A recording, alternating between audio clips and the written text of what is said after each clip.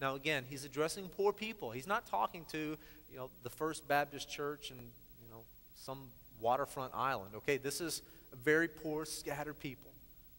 And he says, you've become just like those evil judges. Here's what he meant. In the Roman Empire, the lower class, the slaves and those, they could not bring a lawsuit against the upper class. If you were wronged by someone in a different class than you, you couldn't sue them. You had no basis to present your grievances.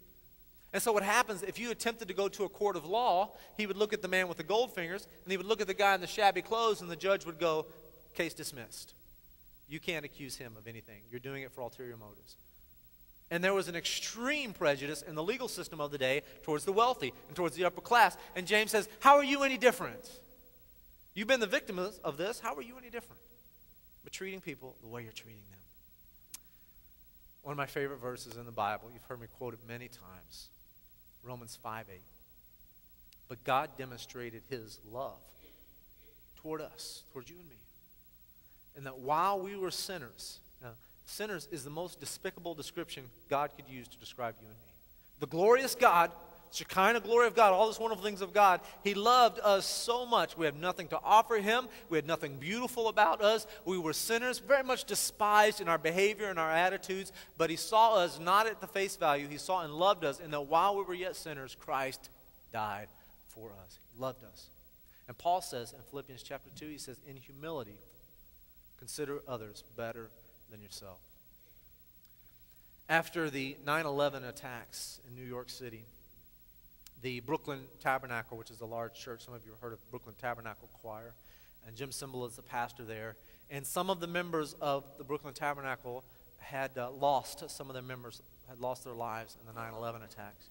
One particular member was a member of the New York City Police Department, and they asked Mayor Rudy Giuliani to come and speak at the memorial service of this fallen policeman.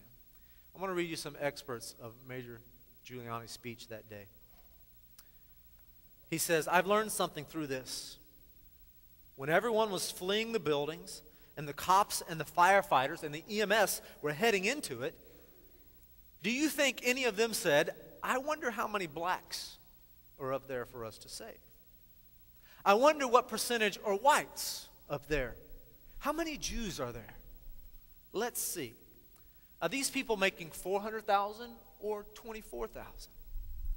No. When you're saving lives, they're all precious. And that's how we are supposed to live all of the time. How would you want the cops to treat you if you were on the 75th floor that day? Would you want them to say, excuse me, but I've got to get to the bosses first? I confess I haven't always lived this way, he goes on.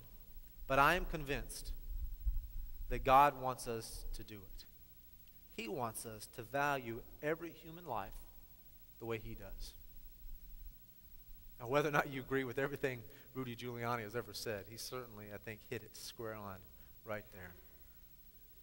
Isn't that the way God wants us to view other people? You see, we're a church people here. Most of you I know very well. And you know we have a common mission. That's to reach those who are outside of Christ, to tell them good news. From our perspective, which I think is accurate, which I know is accurate, we use the terms lost, dying, headed for punishment, in their sin. I mean, all that the Bible describes, those who are outside of the good news and the freedom and the release that Jesus Christ, and they are in need of, the Bible uses terms saving, rescuing, deliverance, and we're sitting around making judgment calls, deciding to whom we want to minister, deciding who's worthy of our time and our attention and our effort and focus as a church. And I'm saying with James, God help us. God help us not to assume or ascribe the glory that is his alone, and not to act out in judgment that belongs to him alone. I'm going to ask every head bowed and every eye closed.